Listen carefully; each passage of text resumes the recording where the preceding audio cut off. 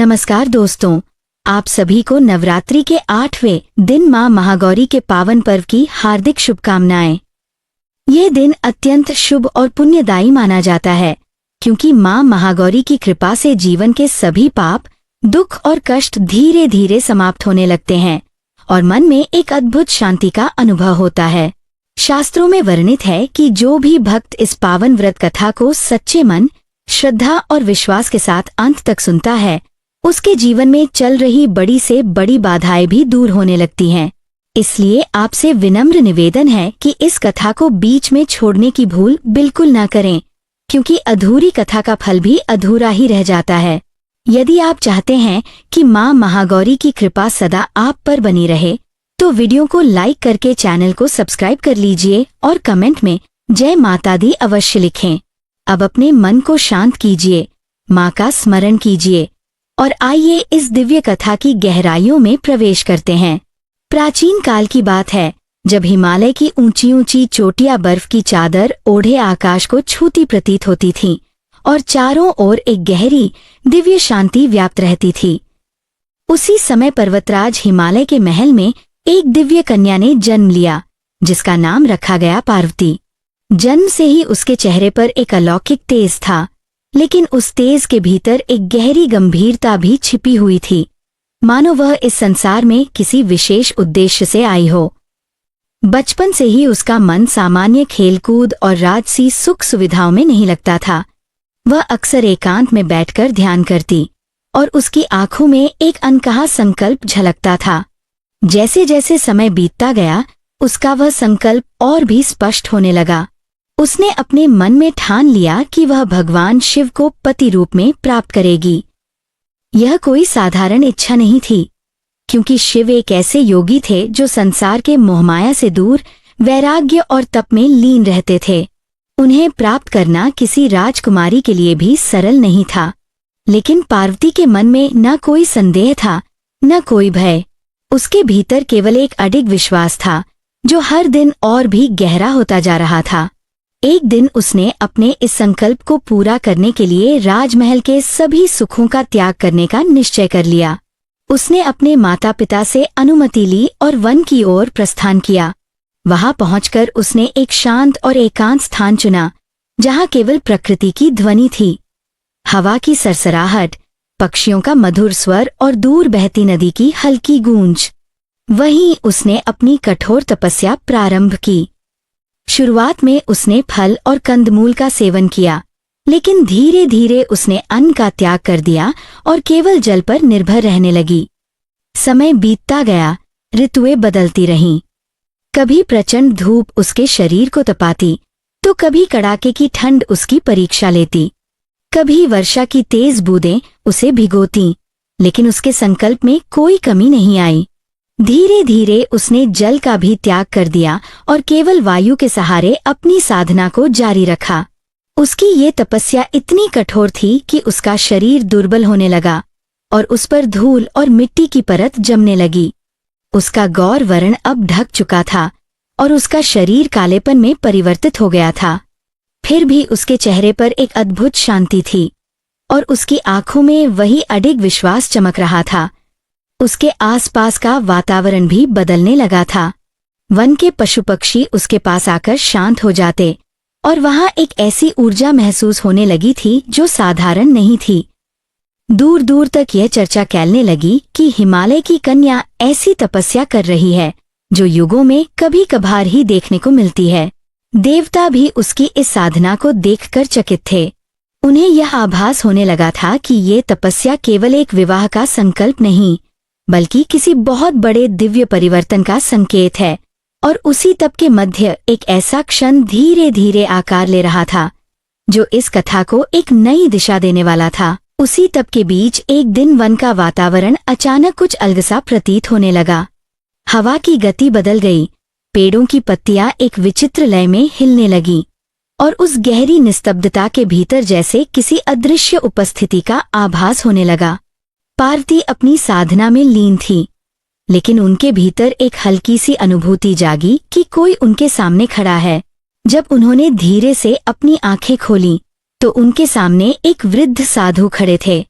उनका स्वरूप अत्यंत साधारण था, लेकिन उनकी आंखों में एक गहराई थी जो सामान्य नहीं थी। साधु ने शांत स्वर में उनसे पूछा कि हे कन्या, तुम इस कठोर तपस्या में क्यों लीन हो? किस उद्देश्य के लिए अपने शरीर को इस प्रकार कष्ट दे रही हो? पार्वती ने अत्यंत विनम्रता और दृढ़ता के साथ उत्तर दिया कि उनका एक ही संकल्प है, भगवान शिव को पति रूप में प्राप्त करना।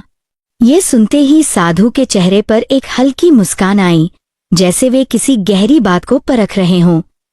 उन्होंने धीरे धीरे शिव के विषय में ऐसी बातें कहना प्रारंभ किया जो किसी भी साधारण मनुष्य के विश्वास को डिगा सकती थीं।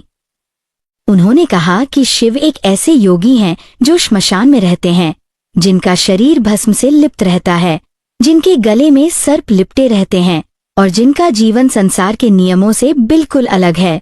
उन्होंने यह भी कहा कि एक राजकुमारी के लिए ऐसा जीवन स्वीकार करना अत्यंत कठिन होगा। उनके शब्दों में एक परीक्षा थी, एक ऐसा प्रश्न जो केवल बाहरी नहीं बल्कि भीतर तक झकझोर देने वाला था। लेकिन पार्वती के मन में कोई संशय उत्पन्न नहीं हुआ।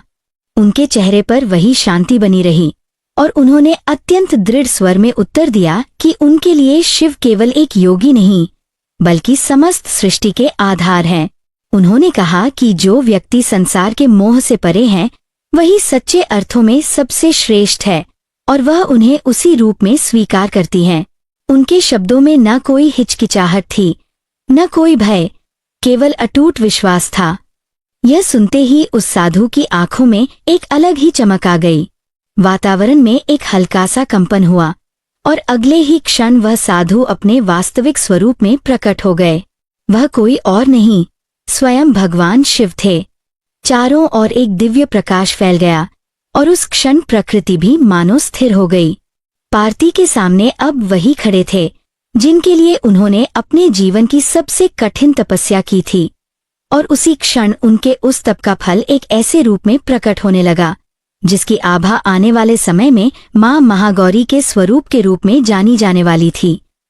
भगवान शिव के उस दिव्य स्वरूप को अपने सामने देखकर भी पार्वती के मन में कोई आश्चर्य या अस्थिरता नहीं आई, बल्कि उनके चेहरे पर एक गहरी शांति और संतोष झलकने लगा, जैसे उनके भीतर जो संकल्प वर्षों से प्रज्वलित था वह अब अपने पूर्ण होने के समीप पहुंच चुका हो। उस क्षण वन का वातावरण पूरी तरह बदल गया था, मानो स्वयं प्रकृति इस मिलन की साक्षी बनकर मौन खड़ी हो। हवा थमसी गई, वृक्ष स्थिर हो गए और चारों ओर एक दिव्य प्रकाश फैल गया जो इस घटना की महत्ता को और भी स्पष्ट कर रहा था। भगवान शिव ने पार्वती की ओर देखा। उनकी दृष्टि में करुणा भी थी और गर्व भी। उन्होंने कहा कि हे देवी, आपकी तपस्या केवल कठिन ही नहीं बल्कि अद्वितीय है। आपने जिस धैर्य, समर्पण और विश्वास के साथ यह साधना की है वह युगों तक स्मरण की जाएगी। आपके इस अटूट संकल्प ने मुझे अत्यंत प्रसन्न किया है और मैं आपको पत्नी रूप में स्वीकार करता हूँ। उनके ये शब्द केवल एक वरदान नहीं थे बल्कि उस तप, त्याग और विश्वास की स्वीकृति थे जो पार्वती ने हर परिस्थिति में बनाए रखा था। लेकिन उस तपस्या का प्रभाव केवल इस दिव्य स्वीकृति तक सीमित नहीं था। वर्षों की कठोर साधना ने पार्वती के शरीर को धूल, मिट्टी और तप की अग्नि से ढक दिया था। उनका स्वाभाविक गौर वर्ण अब पूरी तरह छिप चुका था और उनका स्वरूप एक साधारण दृष्टि में अत्यंत कांतिहीन प्रतीत हो सकता था, परंतु उस बाहरी परिवर्तन के भीतर एक ऐसी दिव्य ऊर्जा छिपी हुई थी जो किसी भी साधक के लिए दुर्लभ होती है। भगवान शिव ने उस स्थिति को समझा। उन्होंने अपने कमंडल से पवित्र जल लिया। वह जल केवल जल नहीं था, उसमें एक ऐसी शक्ति समाहित थी जो साधक के भीतर और बाहर दोनों को शुद्ध करने की क्षमता रखती थी। जैसे ही उन्होंने वह जल पार्वती के शरीर पर प्रवाहित किया, एक अद्भुत परिवर्तन प्रारंभ होने लगा। उनके शरीर पर जमी हुई तप की परत धीरे धीरे हटने लगी और उनके भीतर छिपा हुआ वास्तविक स्वरूप प्रकट होने लगा।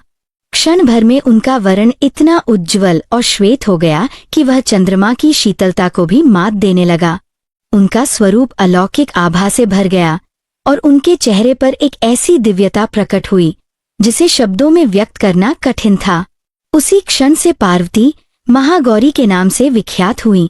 वह देवी जिनकी शुद्धता, पवित्रता और उज्ज्वलता हर अंधकार को समाप्त करने की शक्ति रखती है, और जिनके इस स्वरूप के प्रकट होते ही एक नई कथा जन्म लेने लगी, जो केवल देवताओं तक सीमित नहीं रही, बल्कि मनुष्यों के जीवन को भी गहराई से प्रभावित करने वाली थी। मां महागौरी के उस दिव्य और उज्ज्वल स्वरूप के प्रकट होते ही केवल देवताओं के लोक में ही नहीं, बल्कि पृथ्वी लोक में भी एक अद्भुत परिवर्तन की अनुभूति होने लगी। ऐसा कहा जाता है कि उस समय दूर एक छोटे से ग्राम में एक ब्राह्मण परिवार निवास करता था, जो अत्यंत साधारण जीवन व्यतीत कर रहा था। उस परिवार में एक युवती थी, जिसका नाम गौरी था। उसका जीवन निरंतर संघर्षों से भरा हुआ था। घर की स्थिति कमजोर थी, कार्य बनते बनते बिगड़ जाते थे, और हर प्रयास के बाद भी उसके जीवन में संतोष का अभाव बना रहता था। धीरे धीरे उसके मन में निराशा घर करने लगी थी। एक संध्या, जब वह अपने घर के बाहर बैठी आकाश की ओर देख रही थी, उसके मन में एक प्रश्न बार बार उठ रहा था कि क्या उसका जीवन कभी बदलेगा भी या नहीं। उसी समय वहां से एक वृद्ध संत का गुजरना हुआ। उन्होंने उस युवती के चेहरे पर छाई उदासी को देखा और बिना कुछ पूछे ही उसके पास आकर बैठ गए। उनकी आंखों में एक गहरी शांति थी, और उनके स्वर में एक ऐसा अपनापन था जिसने उस युवती के मन की व्यथा को जैसे पढ़ लिया हो। संत ने उससे कहा कि जीवन में जब हर मार्ग बंद होता प्रतीत हो, तब समझ लेना चाहिए कि एक नया मार्ग खुलने वाला है, बस उसे पहचानने की आवश्यकता होती है।